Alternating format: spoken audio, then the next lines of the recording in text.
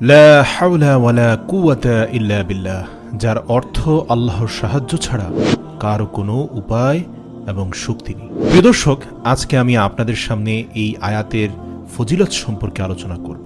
এই আয়াতটি কখন পড়বেন, কিভাবে পড়লে আপনার সকল অশুভ শক্তি দূর হবে, সকল দুঃখ বিপদ থেকে আপনি নাজাত পাবেন, কিভাবে আমল করলে জান্নাতের রাস্তা সহজ হবে, কিভাবে আমল করলে আপনার সমস্ত দোয়া কবুল হবে, কিভাবে আমল করলে আপনার নামাজ কবুল হবে, কিভাবে আমল করলে 70টি বড় বড় বিপদ থেকে আপনি রক্ষা পাবেন, 99টি রোগ থেকে মুক্তি পাবেন। হাদিস শরীফের আলোকে আজ আমি এই সহজ জিকিরের বিশাল ফজিলত আপনাদের সামনে তুলে ধরার চেষ্টা করব ইনশাআল্লাহ। 1 নম্বর হচ্ছে দারিদ্রতা দূর হবে এই জিকির দ্বারা। হযরত ইবনে আব্বাস রাদিয়াল্লাহু তাআলা আনহু বলেন, নবী করিম সাল্লাল্লাহু আলাইহি সাল্লাম ইরশাদ করেন, যাকে দুঃখ চিন্তা ঘিরে আছে তার উচিত বেশি বেশি লা হাওলা ওয়ালা কুওয়াতা ইল্লা বিল্লাহ পড়া। অন্য এক হাদিসে আবু হুরায়রা রাদিয়াল্লাহু তাআলা আনহু হতে বর্ণিত, তিনি বলেন, একবার রাসূল সাল্লাল্লাহু আলাইহি সাল্লাম বললেন, লা হাওলা ওয়ালা কুওয়াতা ইল্লা বিল্লাহ, বেশি বেশি পড়তে থাকো, কেননা এই বাক্যটি জান্নাতের গুপ্তধন সমূহের, গুপ্ত ভাণ্ডার সমূহের একটি গুপ্ত ভাণ্ডার। অর্থাৎ এখানে রাসূল সাল্লাল্লাহু আলাইহি সাল্লাম 3 স্তরের শ্রেষ্ঠত্ব বর্ণনা করেছেন। আল্লাহ রাসূল আরো বলেন, যে ব্যক্তি লা হাওলা ওয়ালা কুওয়াতা ইল্লা বিল্লাহ এই বাক্যটি পড়বে, আল্লাহ তাআলা তার 70টি কষ্ট দূর করে দেবেন, যার সর্বনিম্ন কষ্ট হলো দারিদ্রতা।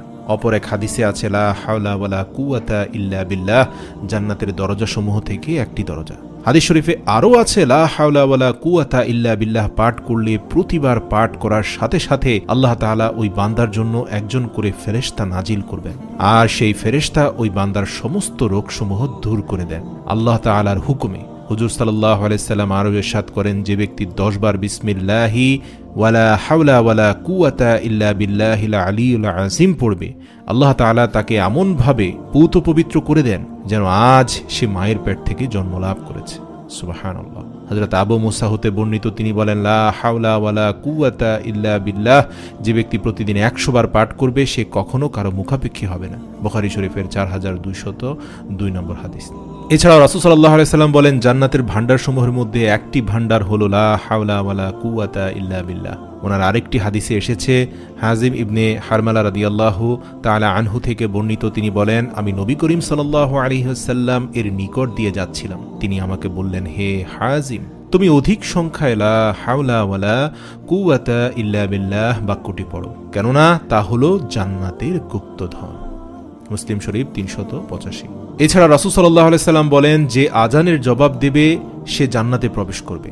আর আজানের জবাবের মধ্যে হাইয়া আলাস সালাহ হাইয়া আলাল ফালাহ যখন মুয়াজ্জিন বলবেন, সেখানে আপনি উত্তরে বলবেন, লা হাওলা ওয়ালা কুওয়াতা ইল্লা বিল্লাহ।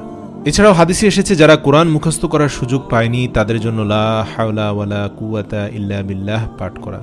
যেমন আবু দাউদ শরীফের 832 নং হাদিসে আব্দুল্লাহ ইবনে আব্বাস রাদিয়াল্লাহু তাআলা আনহু হতে বর্ণিত, তিনি বলেন, রাসূল সাল্লাল্লাহু আলাইহি সাল্লাম এর দরবারে এক ব্যক্তি হাজির হলেন। সে ব্যক্তি বললেন, হে আল্লাহর রাসূল, আমি কোরআনের কোনো অক্ষর শিখতে সক্ষম হচ্ছি না, তাই আপনি আমাকে এমন কিছু শিখিয়ে দিন যা আমার জন্য যথেষ্ট হবে। উত্তরে আল্লাহর পেয়ারা হাবিব বললেন, তুমি এই দোয়াটি পড়ে নেবে, সুবহানাল্লাহি ওয়া বিহামদিহি ওয়ালা হাওলা ওয়ালা কুওয়াতা ইল্লা বিল্লাহ। হযরত আবু হুরায়রা রাদিয়াল্লাহু তাআলা আনহু হতে বর্ণিত, তিনি বলেন, রাসূল সাল্লাল্লাহু আলাইহি ওয়াসাল্লাম বলেছেন, লা হাওলা ওয়ালা কুওয়াতা ইল্লা বিল্লাহ হলো 99টি রোগের ঔষধ। তার মধ্যে সবচেয়ে ছোট রোগ হলো চিন্তার রোগ।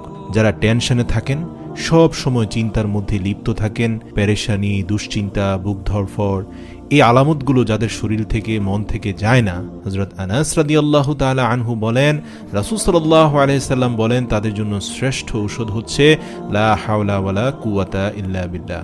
এছাড়াও আল্লাহ রাসূল বলেন, যে ব্যক্তি ঘর থেকে বের হওয়ার সময় বলে, বিসমিল্লাহি তাওয়াক্কালতু আলাল্লাহ ওয়ালা হাওলা ওয়ালা কুওয়াতা ইল্লা বিল্লাহ, এটা যখন বলে তখন একজন শয়তান যে ওর সাথে আছে তাকে আরেকজন শয়তান বলে, যে ব্যক্তিকে পথ দেখানো হয়েছে, উপকরণ দেয়া হয়েছে এবং রক্ষা করা হয়েছে, তাকে তুমি কি করতে পারবে?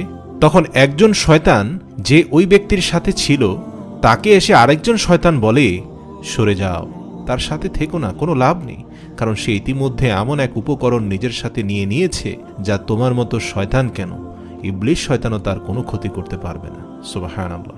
ইবনে মাজাহ শরীফের 2957 নং হাদিস থেকে পাওয়া যায়, আবু হুরায়রা রাদিয়াল্লাহু তাআলা আনহু হতে বর্ণিত, তিনি বলেন রাসূল সাল্লাল্লাহু আলাইহি সাল্লাম বলেছেন, যে ব্যক্তি বাইতুল্লাহ তাওয়াফ করে 7 বার এবং বলে সুবহানাল্লাহি ওয়ালহামদুলিল্লাহি ওয়ালা ইলাহা ইল্লাল্লাহু আল্লাহু আকবার ওয়ালা হাওলা ওয়ালা কুওয়াতা ইল্লা বিল্লাহ, আর এই দোয়াটি পড়ার পর সে আর কোনো কথা না বলে, তবে তার 10টি গুনাহ মাফ করে দেওয়া হবে, তার আমলনামায় 10টি নেকি লিপিবদ্ধ করা হবে এবং তার আমলনামায় 10 গুণ বৃদ্ধি করা হবে। সুবহানাল্লাহ। ইসলামে শুভ অশুভ বলে কিছু নেই, তবে কেউ যদি মনে করে অশুভ কোনো কিছু, খারাপ জিনের কোনো ওয়াসওয়াসা তার উপর পড়েছে, বিপদে আপদে দুঃখে কষ্টে যে কোনো অবস্থায় আপনারা এই আমলটি করবেন, লা হাওলা ওয়ালা কুওয়াতা ইল্লা বিল্লাহ। এই আমলটি যে কোনো মুসিবতে শ্রেষ্ঠ হাতিয়ার।